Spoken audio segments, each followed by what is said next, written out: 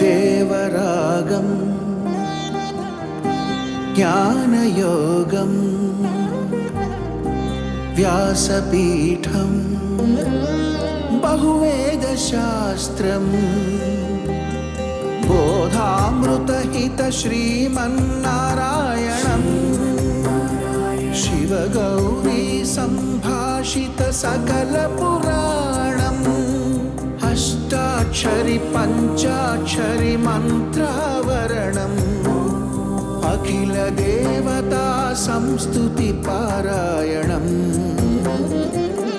జయ మంగళకరమీ ప్రవచన శ్రవణం అనుదినము శుభము సుఖము జీవన గమనం దేవరాగం జ్ఞానయోగం ఆపదామపహర్తారం దాతారం సర్వసంపదాం లోకాభిరామం శ్రీరామం భూయో భూయో నమామ్యహం. జై శ్రీమన్నారాయణ. ప్రియ భగవద్బంధువులారా,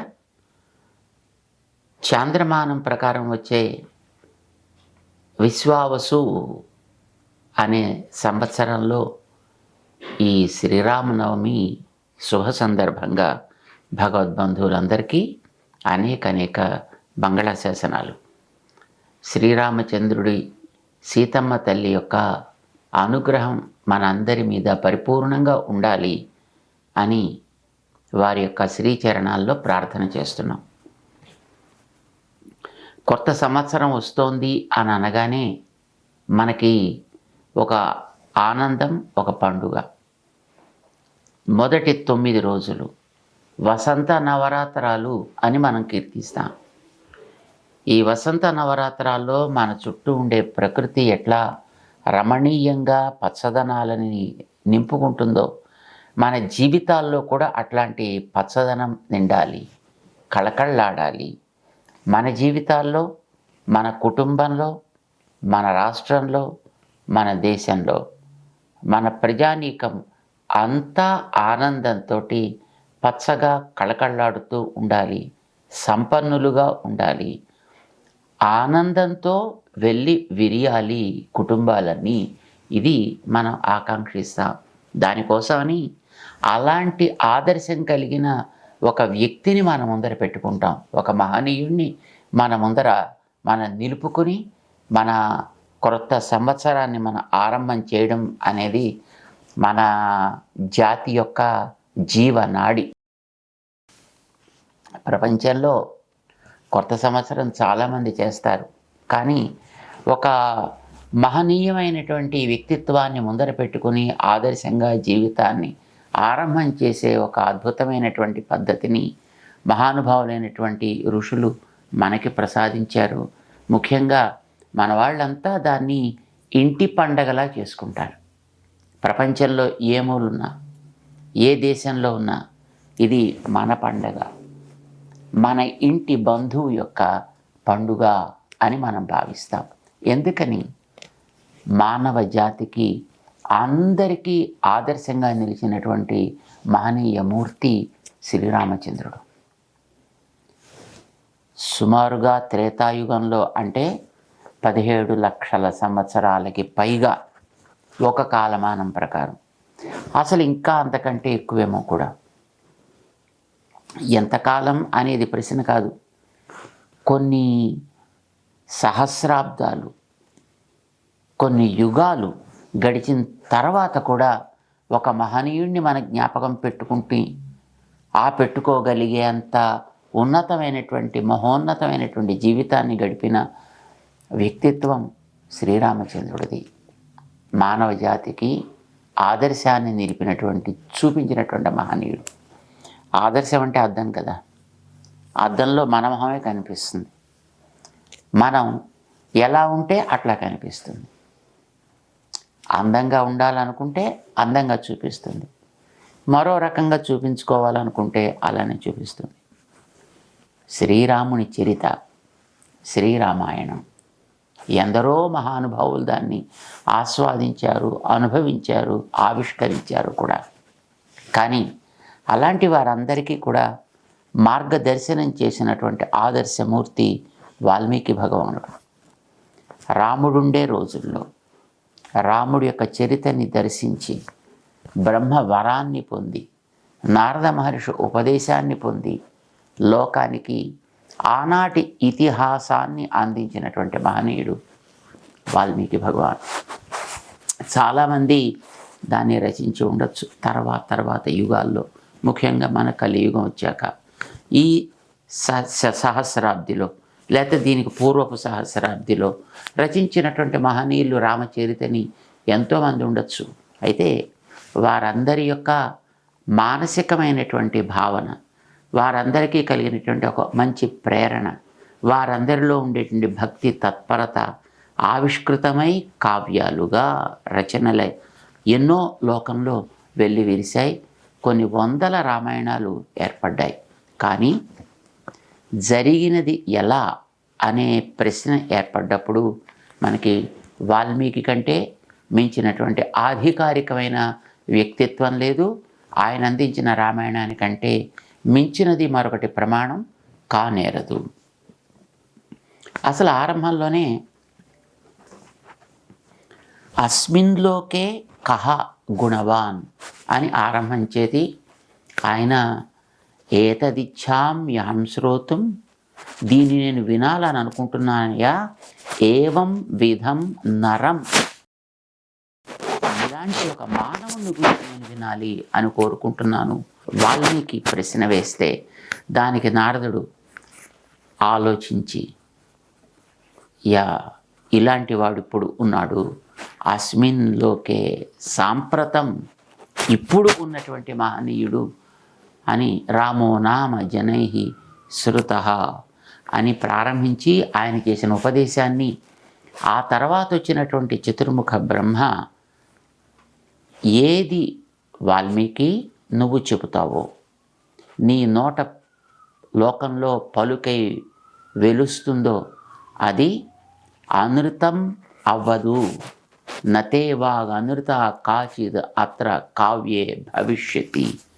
ఇందులో నువ్వు చెప్పింది యథా తథముగానే నువ్వు చెప్పగలుగుతావు, దానికి వాళ్ళు చెప్పగలుగుతావు అని ఆయన చేసినటువంటి ఉపదేశానికి వాల్మీకి మహనీయుడు అనుగ్రహించినటువంటి కావ్యమే, ఇతిహాసమే మనకి శ్రీరామాయణమైంది. అందులో రాముడు గురించి అందించినటువంటి అద్భుతమైనటువంటి విశేషాలను భావించే మనం ఇప్పటికీ ఇంతకాలం గడిచినా ఆయన్నే స్మరిస్తూ అది మన జీవితానికి ఒక ఏడాదికి సరిపడ శక్తిని ప్రసాదించాలి. దాన్ని ఆదర్శంగా తీసుకుని జీవితంలో మనం కూడా మంచి మనిషిగా మానవత్వంతో సాగించాలి జీవితాన్ని ముందుకి అని ఆరంభం చేస్తుంది. శ్రీరామ నవమి, దీనికి పేరే చాలా అద్భుతమైనటువంటి పేరు. ఇది ఒక నవమి, నూతనత్వాన్ని మనలో కలిగించేటటువంటి ఒక అద్భుతమైనటువంటి ఇతిహాసము. శ్రీరామనవమి వస్తోందంటే సీతారాముల కళ్యాణం లోకానికంతటికీ పండగగా మనం భావిస్తాం, దాన్ని ఆచరిస్తాం. ముఖ్యంగా మన తెలుగువారింటి పండుగ భద్రాచలంలో దీనికి ఒక మూల కేంద్రంగా భావించి అక్కడి నుంచి మిగతా అన్ని చోట్లకి, ప్రపంచంలో అన్ని చోట్లకి కూడా మనం దీన్ని ఆచరించేటటువంటి ఒక విధానాన్ని ఏర్పాటు చేసుకున్నాం. భద్రాచలంలో రామదాసు మహానుభావుడు, ఆయన రామచంద్రుణ్ణి మానసా భావించి ఆచార్యుల అనుగ్రహంతో ఆయనకి తన యొక్క జీవితాన్ని, సర్వస్వాన్ని సమర్పణ చేసి ఆ రామచంద్రుడు దయని పరిపూర్ణంగా పొందినటువంటి మహనీయుడు ఏర్పాటు చేసినటువంటి విధానాన్ని ఇవాటికి ఆచరిస్తూ మనకి ఆ సీతారాముల కళ్యాణాన్ని ఆ ఏడాదంతా మనకి కళ్యాణమయంగా ఉండాలి ఈ జీవితం అనే పద్ధతిలో అందించేది ఒక ఆనవాయితీ అయింది. ఈవేళ మనం ఆ శ్రీరామ కళ్యాణ మహోత్సవాన్ని మనం దర్శిస్తాం, భావిస్తాం, ఆరాధిస్తాం, దాన్ని ఆదర్శంగా తీసుకుని జీవితాన్ని సాగిస్తాం. దీనికి ఎన్నో కోణాలు ఉన్నాయి. ఒకటి, మనిషిగా బాహ్య జీవితంలో బాధ్యతల్ని ఎట్లా నెరవేర్చాలి, ఒక తనయుడిగా కలిగి ఉంటే సవతులతో ఎట్లా ప్రవర్తించాలి, సవతి తల్లులతో ఎట్లా ప్రవర్తించాలి, సోదరులతో ఎట్లా ప్రవర్తించాలి, తోటి ప్రజానీకంతో ఎట్లా ప్రవర్తించాలి, దానికి దూరమైనప్పటికీ కూడా కాస్త వెనకబడ్డ జాతులతో ఎట్లా ప్రవర్తించాలి, ఇతర ప్రాణికోటితో ఎట్లా ప్రవర్తించాలి. ప్రపంచంలో మన చుట్టూ ఎన్నో రకాల ప్రాణులు ఉన్నాయి. అందులో మనం ఒక ప్రాణి మాత్రమే ఈ మానవుడు. వాటన్నిటితోటి కలిసినప్పుడే మానవ జీవితం సమగ్రమవుతుంది. వాటిని నిర్మూలన చేస్తే మానవ జీవితమే అసమగ్రమవుతుంది. ఎలా వాటితో కలిసి జీవించాలి అనేది చెప్పటానికి రాముడి కంటే మించిన ఆదర్శమూర్తి ప్రపంచంలో మరి లేనే లేడు. మనకి వాల్మీకంలో చూస్తే ఆయన ఉన్నప్పుడు జంతువులు, చెట్లు, ప్రకృతి, జలములు అన్నీ పులకించాయి. ఆయన ఎడబాస్తే అన్నీ దుఃఖాన్ని అనుభవించాయి. నీళ్లు మరిగాయి. ఉపతప్తోదకాహ నద్యః అంటాడు వాల్మీకి భగవాన్. అపి వృక్షాః పరిమ్లానాః సపుష్ప అంకుర కోరకాః. నీళ్లు మరగడం ఏమిటో మనకు అర్థం కాదు, చెట్లు ఎండిపోవడం ఏమిటో మనకు అర్థం కాదు. వ్యక్తి దూరమైతే ప్రకృతి అట్లా స్పందిస్తుందా? స్పందిస్తుంది.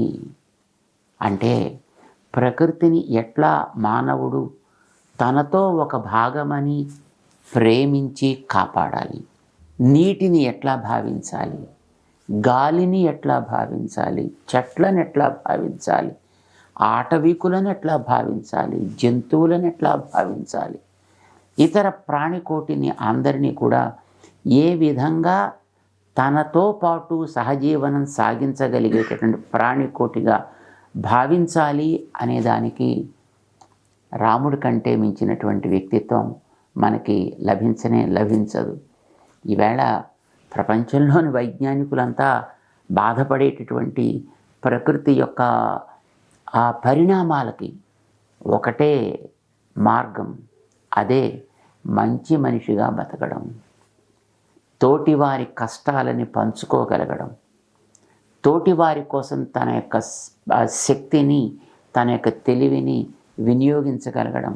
రాముడు చేసింది అదే.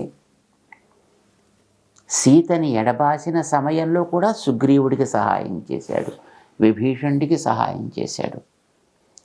మనిషికి నా బతుకు నాది, నా చిన్నారి బొజ్జకు శ్రీరామ రక్ష అని అనుకునేటటువంటి వ్యక్తిత్వం కాదు లక్ష్యము. అందరి సుఖమే తన సుఖం, అందరి సుఖంలో తన సుఖం, తన ప్రవృత్తి అందరి సుఖం కోసం. ఇది రాముడు మనకి నేర్పేటటువంటి అతి ఉత్తమమైనటువంటి పాఠం. దీన్ని మనకి తెలియచేయడానికి ఆ రాముడి జీవితంలో, ఆయనలో మానవుడికి అప్పుడప్పుడు రకరకాలైనటువంటి మానసికమైనటువంటి ప్రవృత్తులు ఏర్పడతాయి. ఒక్కొక్కసారి ఒక్కొక్క రకమైనటువంటి భావావేశాలు ఏర్పడతాయి.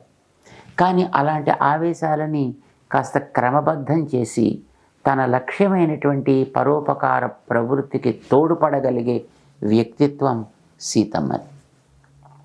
అందుకోసమనే రాముడు ఎప్పుడూ సీతమ్మతో కలిసి ఉండాలి. సీతారామ కళ్యాణం ఈవేళ మనం కొత్తగానే చేయాలి. ఈవేళ మనం చేయాల్సింది, మనమా చేయాల్సింది, ఇవన్నీ ప్రశ్నలు వస్తాయి. కానీ రామచంద్రుడు అవతరించింది ఆ యుగంలో. ఆనాడు ఆయన సీతమ్మతోటి కలిసి ఉండడం వలన అటు సుగ్రీవుడికి రక్షణ ఏర్పడింది, అటు విభీషణుడికి రక్షణ ఏర్పడింది, అటు ఋషులకి రక్షణ ఏర్పడింది. అన్ని ప్రాణులు సుఖపడగలిగాయి సీతమ్మ యొక్క తోడుండే ప్రభావం చేత. అందమైన పేరు పెట్టారు దానికి పురుషకారం అని. సీతమ్మ పురుషకారం చేత రామచంద్రుడు దయామయుడై కర్తవ్య పరాయణుడై ఎవరెవరికి జీవితాల్లో ఏ ఏ ఆటంకాలుంటే వాటిని తొలగించి వారికి సుఖజీవనాన్ని ప్రసాదించాడు. తను కష్టపడ్డాడు కానీ ఇతరుల్ని సుఖపెట్టాడు ఆయన. దానికి వెనకాతల ప్రరోచన కలిగించినటువంటిది సీతమ్మ. సీతమ్మ తోడుంటే అంతా రక్షణ, సీతమ్మ దూరమైతే అంతా కష్టాలు. సీతమ్మ అనుగ్రహానికి నోచుకొని వాలి కష్టపడ్డాడు, నోచుకొని రావణాసురుడు పాపం వంశాన్ని కోల్పోయాడు. సీతమ్మ కటాక్షాన్ని పొందగలిగినటువంటి సుగ్రీవుడు పరోక్షంగా సీతమ్మ ఆభరణాలని వారి దగ్గర జారవిడచడం ద్వారానైనా వారిని రక్షింపచేసింది. విభీషణుడి విషయంలో సీతమ్మ కలిగినటువంటి ఒక మంచి మానసికమైనటువంటి ఒక అనుకూల ప్రవృత్తి చేత రామచంద్రుడికి సీతమ్మని తప్పక రక్షించాలి అనేటువంటి ఒక నిర్ణయం ఏర్పడింది. ఇది మనకి చెప్పాలి. రామచంద్రుని సీతమ్మని ఇరువురిని ఒకచోట చేర్చిస్తే మనందరికీ అది క్షేమం. రాముడిలో మన యందు ఉండేటటువంటి అర్థం కావాలంటే దాన్ని క్రమబద్ధీకరించే అమ్మ తోడు ఉండాలి, సీతమ్మ వారు పక్కన ఉండాలి. అందుకే ఈ నూతన సంవత్సరం ఆరంభం అయింది అని అనగానే ఆ నూతన సంవత్సరంలో మనందరం ఆదర్శంగా తీసుకునేటటువంటి శ్రీరాముని యొక్క అవతారానికి సీతమ్మ తోడు అతి ఆవశ్యకము అని రామచంద్రుడి అవతరించిన రోజునాడే సీతమ్మ కళ్యాణాన్ని జరిపే ఒక అందమైనటువంటి ఆనవాయితీని మనకి మహానుభావులైనటువంటి రామదాసు గారు ఆగమాల సారంగా ప్రసాదించాడే. ఆగమాల్లో కూడా మనకి చెప్పింది, ఒకనాడు అవతరించినటువంటి మహనీయుణ్ణి అర్చామూర్తిగా మనం దర్శించవచ్చు, అది పూర్ణతత్వాన్ని మనకి ఇస్తుంది అని వేదం చెబుతోంది. ఆ పూర్ణతత్వం అర్చామూర్తిగా మన మధ్యకు వచ్చినప్పుడు మనం మనుష్యులకి చేసే ఏ సేవలైనా అర్పించవచ్చు. రాముణ్ణి మనం మానవుడిగా దర్శిస్తున్నాం, మానవ ఆకృతిలో దర్శిస్తున్నాం, మానవ ప్రవృత్తిగా ఉన్నాడని వాల్మీకి చెప్తున్నాడు.